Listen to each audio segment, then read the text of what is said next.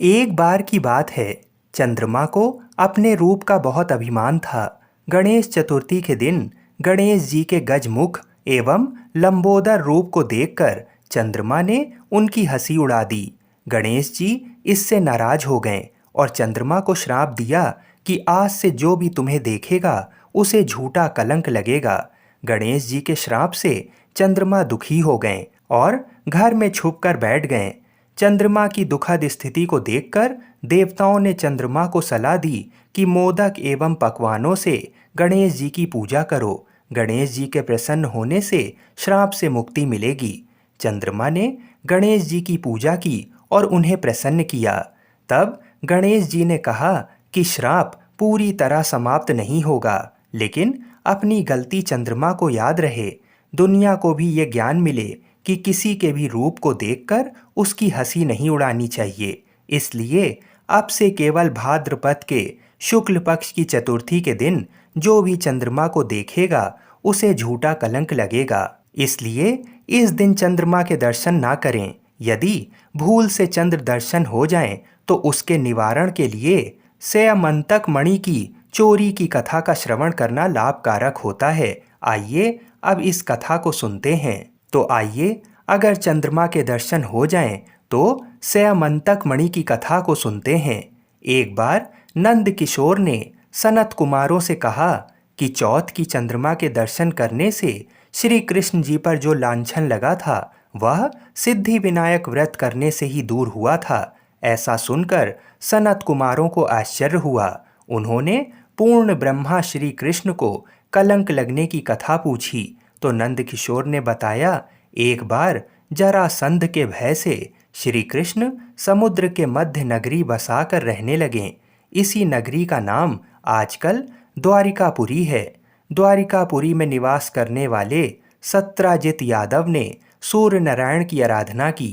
तब भगवान सूर्य ने उसे नित्य 8 भार सोने देने वाली स्यमंतक नामक मणि अपने गले से उतार कर दे दी। मणि पाकर सत्राजित यादव जब समाज में गया तो श्री कृष्ण ने उस मणि को प्राप्त करने की इच्छा व्यक्त की। सत्राजित ने वह मणि श्री कृष्ण जी को ना देकर अपने भाई प्रसेनजित को दे दी। एक दिन प्रसेनजित घोड़े पर चढ़कर शिकार के लिए गया। वहां एक शेर ने उसे मार डाला और मणि ले ली। रीछों का राजा जामवंत उस सिंह को मारकर मणि लेकर गुफा में चला गया। जब प्रसेनजित कई दिनों तक शिकार से ना लौटा तो सत्राजित को बड़ा दुख हुआ। उसने सोचा श्री कृष्ण जी ने ही मणि प्राप्त करने के लिए उसका वध कर दिया होगा। अतः बिना किसी प्रकार की जानकारी जुटाए उसने प्रचार कर दिया कि श्री कृष्ण ने प्रसेनजित को मारकर स्यमंतक मणि छीन ली है।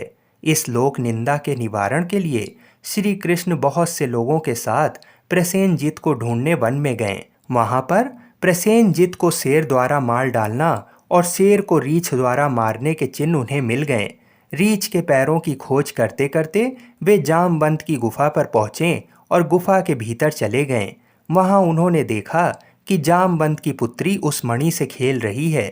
श्री कृष्ण को देखते ही जामवंत युद्ध के लिए तैयार हो गया। युद्ध छिड़ गया।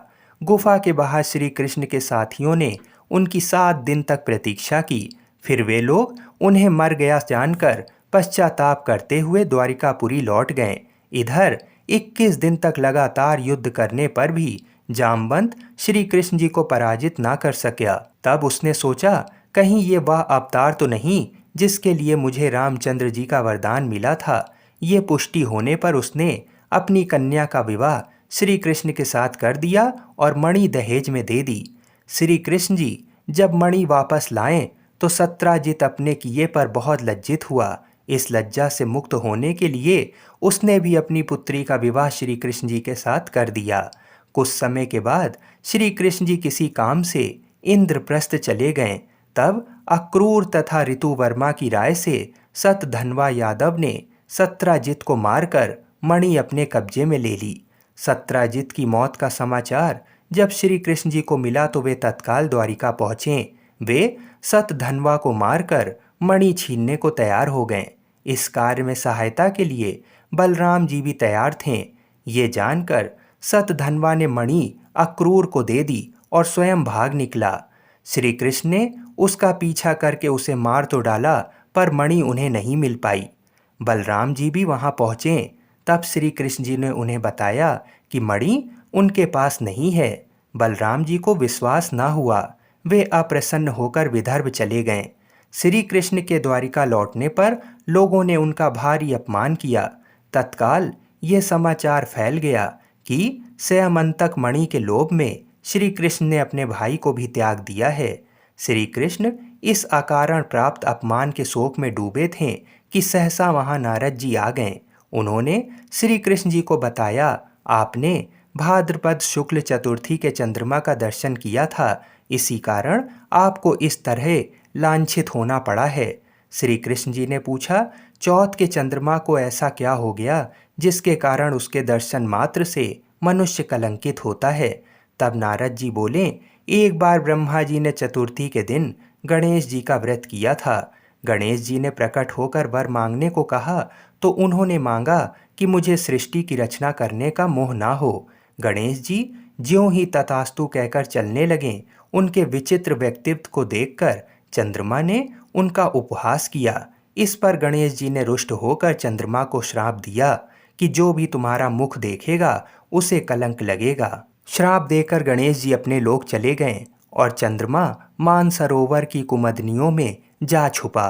चंद्रमा के बिना प्राणियों को बड़ा कष्ट हुआ। उनके कष्ट को देखकर ब्रह्मा जी की आज्ञा से सारे देवताओं के व्रत से प्रसन्न होकर गणेश जी ने वरदान दिया कि अब चंद्रमा श्राप से मुक्त तो हो जाएगा, पर भाद्रपद शुक्ल चतुर्थी को जो भी चंद्रमा के दर्शन करेगा उसे चोरी आदि का झूठा लांछन जरूर लगेगा, किंतु जो मनुष्य प्रत्येक द्वितीया को दर्शन करता रहेगा वह इस लांछन से बच जाएगा। इस चतुर्थी को सिद्धि विनायक व्रत करने से सारे दोष छूट जाएंगे। तब श्री कृष्ण जी ने कलंक से मुक्त होने के लिए यही व्रत किया था। कुरुक्षेत्र में युद्ध में युधिष्ठिर ने भगवान श्री कृष्ण जी से पूछा, भगवान, मनुष्य की मनोकामना सिद्धि का कौन सा उपाय है? किस प्रकार मनुष्य धन, पुत्र, सौभाग्य तथा विजय प्राप्त कर सकता है?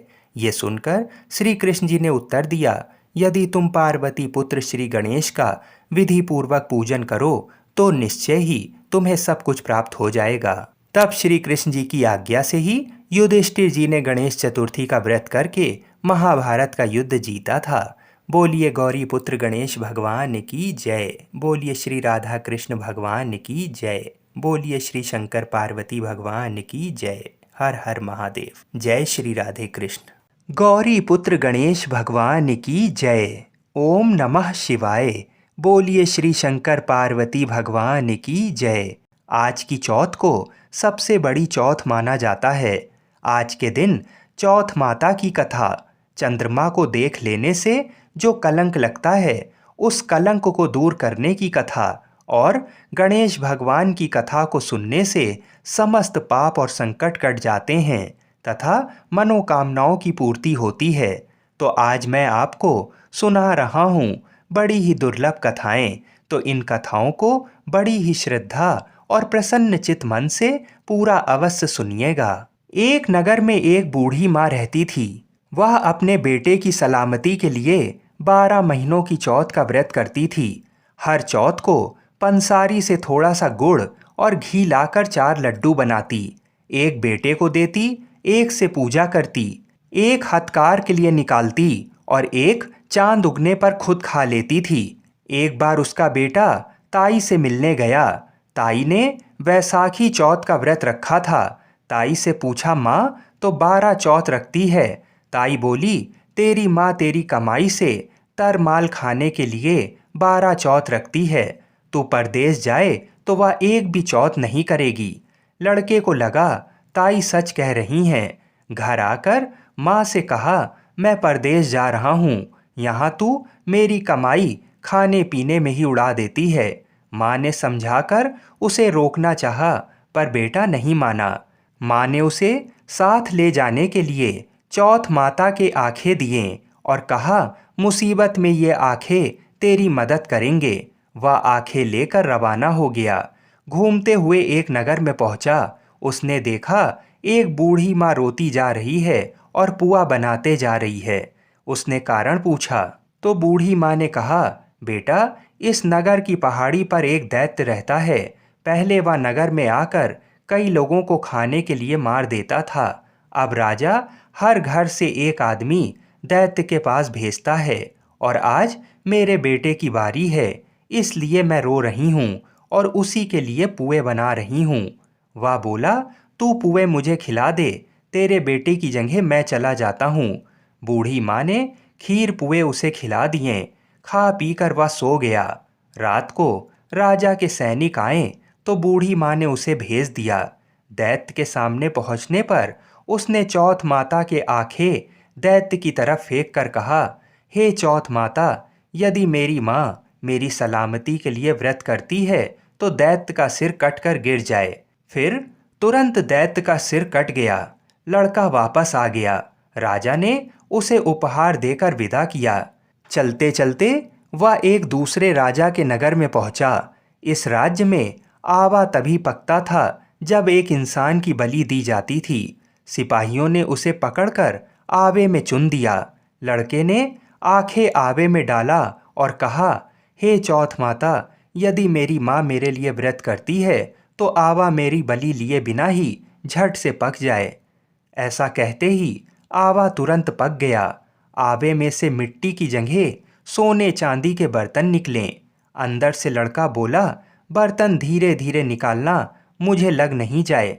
राजा ने उसे निकलवाया और पूछा, इस आवे से तुम बच कैसे गए? लड़के ने बताया कि उसकी माँ चौथ माता का व्रत करती है, व्रत के कारण ही वह बच पाया है। राजा को तब विश्वास नहीं हुआ। उसने एक चांदी की सुराही मंगवाई और कहा कि सुराही की नली से निकल कर दिखाओ, तभी मुझे विश्वास होगा। लड़के ने चौथ माता को याद करके आंखें सुराही में डालें और कहा, मैं भंवरा बनूं, सुराही से निकलूं। लड़का तुरंत भंवरा बनकर सुराही से निकल गया। तब राजा ने खुश होकर राजकुमारी की शादी उसके साथ करवाई और सभी लोगों को चौथ माता का व्रत करने को कहा। उसे माँ की याद आई। उसने राजा के पास जाकर खुद के नगर जाने की इच्छा जाहिर की। राजा ने रथ, घोड़ा, हाथी और खूब सारा दान दहेज देकर उन्हें विदा किया। चौथ के दिन वह अपने नगर पहुंचा। वह अकेला पंसारी के यहाँ माँ का इंतजार करने लगा। सोचा, चौथ है तो माँ यहाँ जरूर आएंगी। थोड़ी देर बाद लकड़ी टेकती हुई माँ आती दिखीं। उसकी माँ की आंखों में जाले आने के कारण दिखना कम हो गया था। लड़के ने जानबूझकर जानबूझकर उस स्त्री के बेटे को अपशब्द कहने लगा। माँ ने उसे नहीं पहचाना और कहने लगी, भैया, मुझे चाहे कितनी गाली दे दो पर मेरे बेटे को कुछ मत कहना। ये सुनते ही बेटा माँ के चरणों में गिर पड़ा। कहा, माँ, मैं तेरा ही बेटा हूँ, मुझे माफ़ कर दो।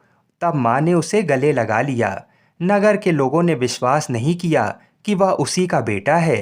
बूढ़ी माँ ने चौथ माता को याद करके कहा, हे चौथ माता, यदि मैं अपने बेटे के लिए व्रत करती हूँ तो मेरे स्तन में दूध भर जाए और उसकी धार मेरे बेटे के मुख में गिरे। माँ के स्तनों से दूध की धार निकलकर बेटे के मुंह में गिरने लगी। लोग चौथ माता की जय जयकार करने लगे।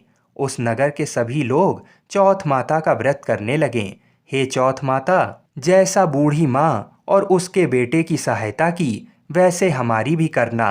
कहानी कहने, सुनने और हुंकारा भरने वालों पर अपनी कृपा करना। बोलिए चौथ माता की जय। आइए अब गौरी पुत्र गणेश भगवान जी की बहुत ही सुंदर कथा सुनते हैं। एक बार गणेश जी एक लड़के का वेश धरकर नगर में घूमने निकले। उन्होंने अपने साथ में चुटकी भर चावल और चुल्लू भर दूध ले लिया। नगर में घूमते हुए जो भी मिलता उसे खीर बनाने का आग्रह करते थे।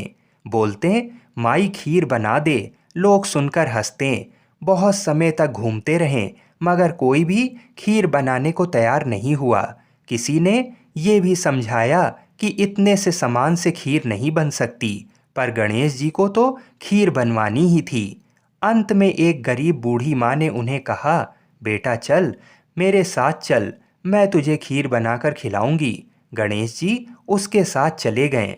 बूढ़ी अम्मा ने उनसे चावल और दूध लेकर एक बर्तन में उबालने के लिए चढ़ा दिए। दूध में ऐसा उफान आया कि बर्तन छोटा पड़ने लगा। बूढ़ी अम्मा को बहुत ही आश्चर्य हुआ और कुछ समझ नहीं आ रहा था। अम्मा ने घर का सबसे बड़ा बर्तन रखा, वो भी पूरा भर गया। खीर बढ़ती ही जा रही थी, उसकी खुशबू भी चारों ओर फैल रही थी। खीर की मीठी मीठी खुशबू के कारण अम्मा की बहू के मुंह में पानी आ गया। टोरी में खीर निकाली और दरवाजे के पीछे बैठकर बोली, ले गणेश, तू भी खा, मैं भी खाऊं। और खीर खा ली। बूढ़ी अम्मा ने बाहर बैठे गणेश जी को आवाज लगाई, बेटा तेरी खीर तैयार है, आकर खा ले। तब गणेश जी बोले, अम्मा तेरी बहू ने भोग लगा दिया, मेरा पेट तो भर गया, खीर तू गांव वालों को खिला दे। बूढ़ी अम्मा ने गांव वालों को निमंत्रण देने गई। सब हंस रहे थे। अम्मा के पास तो खुद के खाने के लिए कुछ है नहीं, पता नहीं गांव को कैसे खिलाएगी। पर फिर भी सब आए। बूढ़ी अम्मा ने सबको पेट भर खीर खिलाई। ऐसी स्वादिष्ट खीर उन सभी ने आज तक नहीं खाई थी। सभी ने तृप्त होकर खीर खाई, लेकिन फिर भी खीर खत्म नहीं हुई, भंडारा भरा ही रहा। हे गणेश जी महाराज, जैसे खीर का भगोना भरा रहा, वैसे ही हमारे घर का भंडार भी सदा भरे रखना। बोलिए गणेश जी महाराज की जय। बोलिए श्री शंकर पार्वती भगवान की जय। आइए अब गणेश चतुर्थी की व्रत कथा को सुनते हैं। एक बार महादेव जी पार्वती जी सहित नर्मदा के तट पर गए। वहां एक सुंदर स्थान पर पार्वती जी ने महादेव जी के साथ चौपड़ खेलने की इच्छा व्यक्त की। तब शिव जी ने कहा, हमारी हार जीत का साक्षी कौन होगा। तब पार्वती जी ने तत्काल वहां की घास के तिनके बटोर कर एक पुतला बनाया और उसमें प्राण प्रतिष्ठा करके उससे कहा, बेटा हम चौपड़ खेलना चाहते हैं, किंतु यहाँ हार जीत का साक्षी कोई नहीं है, अतः खेल के अंत में तुम हमारी हार जीत के साक्षी होकर बताना कि हम में से कौन जीता और कौन हारा। खेल आरंभ हुआ। दैव योग से तीनों बार पार्वती जी ही जीतीं। अब अंत में बालक से हार जीत का निर्णय कराया गया तो उसने महादेव जी को विजय बताया। परिणाम के स्वरूप पार्वती जी ने क्रुद्ध होकर उसे एक पांव से लंगड़ा होने और वहां के कीचड़ में पड़ा रहकर दुख भोगने का श्राप दे दिया। बालक ने विनम्रता पूर्वक कहा, माँ मुझसे अज्ञानवश ऐसा हो गया है, मैंने किसी कुटिलता या द्वेष के कारण ऐसा नहीं किया है, मुझे क्षमा करें तथा श्राप से मुक्ति का उपाय बताएं। तब ममता रूपी माँ को उस पर दया आ गई और वो बोली, यहाँ नाग कन्याएं गणेश पूजन करने आएंगी, उनके उपदेश से तुम गणेश व्रत करके मुझे प्राप्त करोगे। इतना कहकर वे कैलाश पर्वत पर चली गईं। एक वर्ष बाद वहां सावन में नाग कन्याएं गणेश पूजन के लिए आईं। नाग कन्याओं ने गणेश व्रत करके उस बालक को भी व्रत की विधि बताई। तत्पश्चात बालक ने 12 दिन तक श्री गणेश जी का व्रत किया। तब गणेश जी ने उसे दर्शन देकर कहा, मैं तुम्हारे व्रत से प्रसन्न हूँ, मनोवांछित वर मांगो। बालक बोला, भगवान मेरे पाँव में इतनी शक्ति दे दो कि मैं कैलाश पर्वत पर अपने माता पिता के पहुँच सकूं और वे मुझ पर प्रसन्न हो जाएं। गणेश जी तथास्तु कहकर अंतर्ध्यान हो गए। बालक भगवान शिव के चरणों में पहुंच गया। शिव जी ने उससे वहां तक पहुंचने के साधन के बारे में पूछा। तब बालक ने सारी कथा शिव जी को सुना दी। उधर उसी दिन से अप्रसन्न होकर पार्वती जी शिव जी से भी विमुख हो गई थीं। तदुपरांत भगवान शंकर ने भी बालक की तरह 21 दिन पर्यंत श्री गणेश जी का व्रत किया, जिसके प्रभाव से पार्वती जी के मन में स्वयं महादेव जी से मिलने की इच्छा जागृत हुई। वे शीघ्र ही कैलाश पर्वत पर आ पहुंचीं। वहां पहुंचकर पार्वती जी ने शिव जी से पूछा, भगवान आपने ऐसा कौन सा उपाय किया जिसके फलस्वरूप मैं आपके पास भागी भागी आ गई हूँ। शिव जी ने गणेश व्रत का इतिहास उनसे कह दिया। तब पार्वती जी ने अपने पुत्र कार्तिकेय से मिलने की इच्छा से 21 दिन पर्यंत 21-21 की संख्या में दूर्वा पुष्प तथा लड्डुओं से गणेश जी का पूजन किया। 21वें दिन कार्तिकेय स्वयं ही पार्वती जी से आ मिले। उन्होंने भी माँ के मुख से इस व्रत का महात्म्य सुनकर व्रत किया। कार्तिकेय जी ने यही व्रत विश्वामित्र जी को बताया।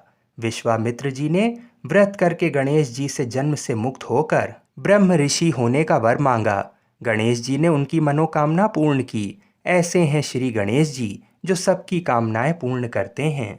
आइए अब मनोकामनाओं को पूरी करने वाली गणेश चतुर्थी की दूसरी कथा को सुनते हैं। एक बार महादेव जी स्नान करने के लिए भोगावती गए। उनके जाने के पश्चात पार्वती जी ने अपने तन के मैल से एक पुतला बनाया और उसका नाम गणेश रखा। पार्वती ने उससे कहा, हे पुत्र, तुम एक मुग्दल लेकर द्वार पर बैठ जाओ। मैं भीतर जाकर स्नान कर रही हूँ। जब तक मैं स्नान ना कर लूँ तब तक तुम किसी भी पुरुष को भीतर मत आने देना। भोगावती में स्नान करने के बाद जब भगवान शिव जी आए तो गणेश जी ने उन्हें द्वार पर रोक लिया। इसे शिव जी ने अपना अपमान समझा और क्रोधित होकर उनका सिर धड़ से अलग करके भीतर चले गए। पार्वती जी ने उन्हें नाराज देखकर समझा कि भोजन में विलंब होने के कारण महादेव जी नाराज हैं। इसलिए उन्होंने तत्काल 2 थालियों में भोजन परोसकर शिव जी को बुलाया। तब दूसरी थाल देखकर तनिक आश्चर्यचकित होकर शिव जी ने पूछा, ये दूसरी थाल किसके लिए है? पार्वती जी बोली, पुत्र गणेश के लिए, जो बाहर द्वार पर पहरा दे रहे हैं। ये सुनकर शिव जी और अधिक आश्चर्यचकित हुए। तुम्हारा पुत्र पहरा दे रहा है? हाँ नाथ, क्या आपने उसे देखा नहीं? देखा तो था, किंतु मैंने तो अपने रोके जाने पर उसे कोई उद्दंड बालक समझकर उसका सिर काट दिया। ये सुनकर पार्वती जी बहुत दुखी हुईं। वे विलाप करने लगीं। तब पार्वती जी को प्रसन्न करने के लिए भगवान शिव ने एक हाथी के बच्चे का सिर काटकर बालक के धड़ से जोड़ दिया। पार्वती जी इस प्रकार पुत्र गणेश को पाकर बहुत प्रसन्न हुईं। उन्होंने पति तथा पुत्र को प्रीतपूर्वक भोजन कराकर बाद में स्वयं भोजन किया। ये घटना भाद्रपद शुक्ल चतुर्थी को हुई थी, इसलिए ये तिथि पुण्य पर्व के रूप में मनाई जाती है। बोलिए गौरी पुत्र गणेश भगवान की जय। बोलिए श्री शंकर पार्वती भगवान की जय। आप सभी को गणेश चतुर्थी की हार्दिक शुभकामनाएं। जय श्री राधे कृष्ण। हर हर महादेव। भगवान श्री कार्तिकेय जी शिव पार्वती जी के पुत्र हैं तथा सदैव बालक रूप ही रहते हैं, परंतु उनके इस बालक स्वरूप का भी एक रहस्य है। एक बार शंकर भगवान ने पार्वती जी के साथ जुआ खेलने की अभिलाषा प्रकट की। खेल में भगवान शंकर जी अपना सब कुछ हार गए। हारने के बाद भोलेनाथ जी अपनी लीला को रचते हुए पत्तों के वस्त्र पहनकर गंगा के तट पर चले गए। कार्तिकेय जी को जब सारी बात पता चली तो वह माता पार्वती से समस्त वस्तुएं वापस लेने के लिए आए। इस बार खेल में पार्वती जी हार गईं तथा कार्तिकेय जी शंकर जी का सारा सामान लेकर वापस चले गए। अब इधर पार्वती जी भी चिंतित हो गईं कि सारा सामान भी गया तथा पति भी दूर हो गए। पार्वती जी ने अपनी व्यथा अपने प्रिय पुत्र गणेश जी को बताई तो मात्र भक्त गणेश जी स्वयं जुआ खेलने शंकर भगवान जी के पास पहुँचे। गणेश जी इस खेल में जीत गए और लौटकर अपनी जीत का समाचार अपनी माता पार्वती को सुनाया। इस पर पार्वती जी बोलीं कि उन्हें अपने पिता को साथ लेकर आना चाहिए था। गणेश जी फिर भोलेनाथ जी की खोज करने निकल पड़े। भोलेनाथ जी से उनकी भेंट हरिद्वार में हुई। उस समय भोलेनाथ भगवान विष्णु जी व कार्तिकेय जी के साथ भ्रमण कर रहे थे। पार्वती जी से नाराज भोलेनाथ ने लौटने से मना कर दिया। भोलेनाथ जी के भक्त रावण ने गणेश जी के वाहन मूसक को बिल्ली का रूप धारण करके डरा दिया। मूसक गणेश जी को छोड़कर भाग गए। इधर भगवान विष्णु ने भोलेनाथ की इच्छा से पासा का रूप धारण कर लिया था। गणेश जी ने माता के उदास होने की बात भोलेनाथ जी को कह सुनाई। इस पर भोलेनाथ बोले कि हमने नया पासा बनवाया है। अगर तुम्हारी माता पुनः खेल खेलने को सहमत हों तो मैं वापस चल सकता हूँ। श्री गणेश जी के आश्वासन पर भोलेनाथ जी वापस पार्वती जी के पास पहुँचे तथा खेल खेलने को कहा। इस पर पार्वती जी हंस पड़ीं और बोलीं, अभी आपके पास क्या चीज़ है जिससे खेल खेला जाए? ये सुनकर भोलेनाथ जी चुप हो गए। इस पर नारद जी ने अपनी वीणा आदि सामग्री उन्हें दी। इस खेल में श्री भोलेनाथ जी हर बार जीतने लगे। एक दो पासे फेंकने के बाद गणेश जी समझ गए तथा उन्होंने भगवान विष्णु के पासा रूप धारण करने का रहस्य माता पार्वती जी को बता दिया। सारी बात सुनकर पार्वती जी को क्रोध आ गया। रावण ने माता को समझाने का प्रयास किया, पर उनका क्रोध शांत नहीं हुआ तथा क्रोधवश उन्होंने भोलेनाथ जी को श्राप दे दिया कि गंगा की धारा का बोझ उनके सर पर रहेगा। नारद जी को कभी एक स्थान पर ना टिकने का अभिशाप मिला। भगवान विष्णु जी को श्राप दिया कि यही रावण तुम्हारा शत्रु होगा तथा रावण को श्राप दिया कि विष्णु ही तुम्हारा विनाश करेंगे। कार्तिकेय जी को भी माता पार्वती जी ने कभी जवान ना होने का श्राप दिया। इस पर सर्वजन चिंतित हो उठे। तब नारद जी ने अपनी विनोदपूर्ण बातों से माता का क्रोध शांत किया, तो माता ने उन्हें वरदान मांगने को कहा।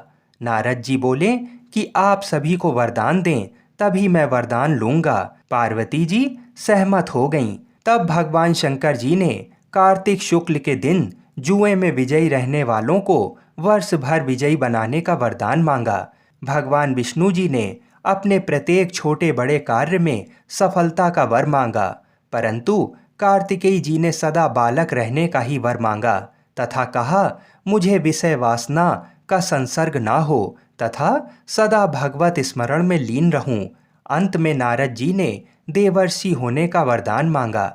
माता पार्वती जी ने रावण को समस्त वेदों की सुविस्तृत व्याख्या देते हुए सबके लिए तथास्तु कहा। कार्तिकेय जी के जन्म के पहले, जब तारकासुर के अत्याचार से सभी देवता पीड़ित थे, तभी भगवान शंकर जी ने पार्वती जी का पाणी ग्रहण किया था और तब 6 मुख वाले कार्तिकेय जी का जन्म हुआ था। उन्होंने ही तारकासुर का वध किया था। बोलिए शंकर पार्वती भगवान की जय।